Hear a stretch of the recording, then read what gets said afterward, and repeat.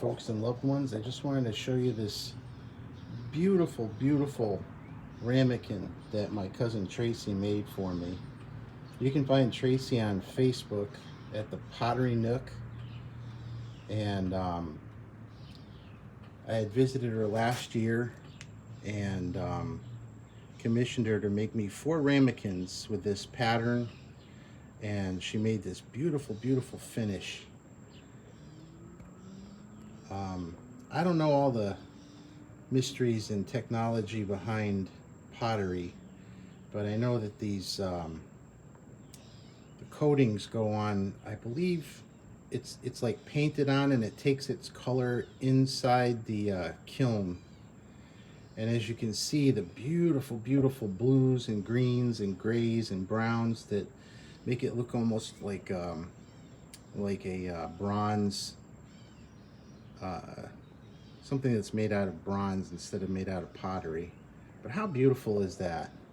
And even the bottom has a coating on it, and that there is her symbol. I think I have it upside down. So that is her symbol, her maker's mark.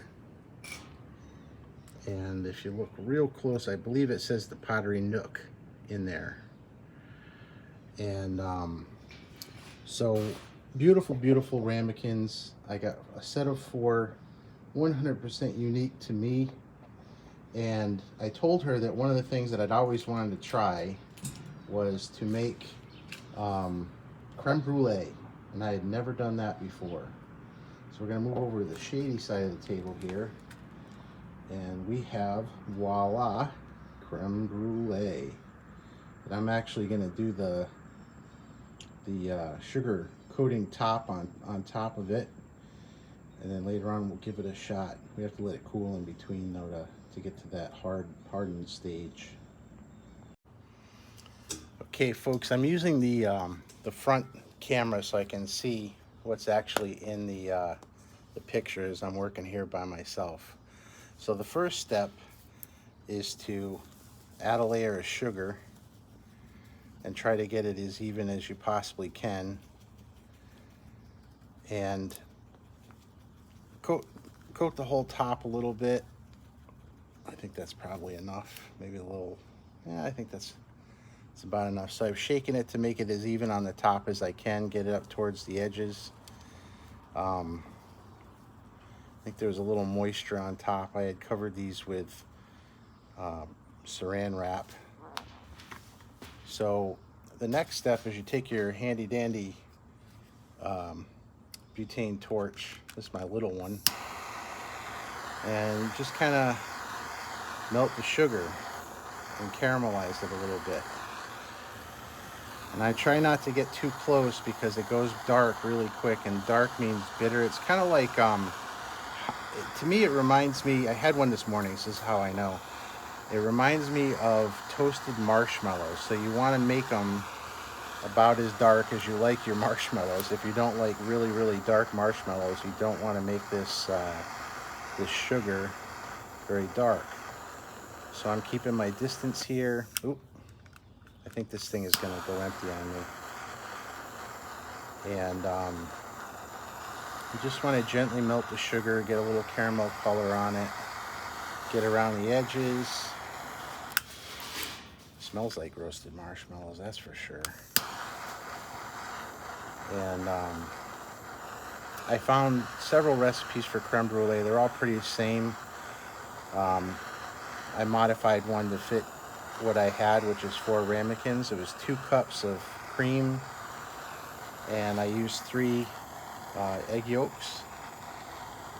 And I noticed that you have to, well, let me back up. So 2 cups of cream, which you have to scald, and I didn't really know what the temperature was for scalded milk. Apparently it's about 180 to 185 degrees. I was going by descriptions of people that don't use thermometers, and they say the time, you know, it could take as long as a half an hour on medium heat, which is very inexact. and that you want small bubbles around the edge of the pan. You don't want to boil. If you boil it, you've overdone it and you have to start over, which is very expensive.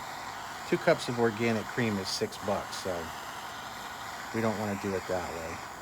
Anyways, scalded it, got it up to about 165 degrees by my infrared thermometer, which is about all I thought I should do. Turned out fantastic. The custard that it made is wonderful. But you're supposed to have a vanilla bean that you split and scrape, and you put it in the cream, scald it, and then let it sit for 15 minutes.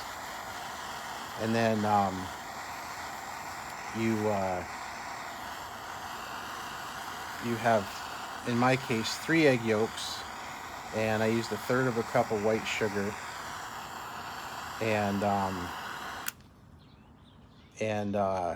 you beat the sugar into the egg yolks with a whisk, and then once the cream has come down, after it's 15 minutes wait, its temperature has come down so it won't cook the yolks. You take the bean out and you strain it into the egg yolks. I didn't have a vanilla bean. I couldn't find a vanilla bean, so I used vanilla paste. I used a lot of vanilla paste, and I'm glad I did because it's wonderful. So I used the vanilla paste. I did still let it sit 15 minutes. I did not strain it. I poured it into the egg yolks. I whisked it, and I poured it into the ramekins. You put it in a bain-marie, which is you put these ramekins into a baking dish, fill it with boiling water, put it in a 325 oven for 35 to 40 minutes until the center is jiggly but the edges are not. Refrigerated overnight. So that's the stage we were at here. You pour your sugar on, and you caramelize it as you see me doing here. And once it's caramelized, it's still soft. It's gummy. And if you put your spoon into it, it'll stick to the spoon and harden up, but it won't crack. So what we're looking for is a crack when you put your spoon through it. And so what I'm gonna do is once I'm done caramelizing it the way that I like, oh, this is looking lovely. Once I get it caramelized the way that I like, which you can see here, beautiful. And I will put it in the fridge, let the caramel harden up, chill down. Then you take a spoon and crack it, scoop it out, and it goes crunchy and velvety smooth and vanilla-y and delicious. I also put a little bit of the sea salt, the English sea salt. I can never remember the name of it off the top of my head, but I'll put it in the other part of the video when we taste it. I have it in a grinder to take the big flakes down to little granules. So I gave it like 3 or 4 turns for the 2 cups of cream, and it really brought out the flavor of the vanilla and the cream and everything else. So wonderful. So I'm gonna put this in the fridge, and we'll come back for a crack and a taste. Okay, folks, look what we got here. Crème Brûlée. Check that out.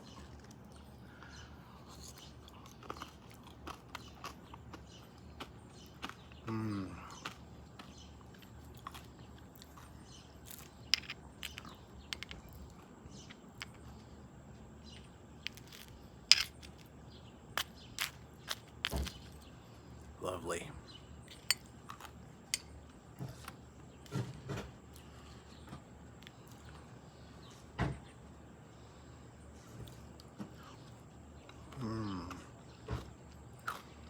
Smoker's chugging, baby.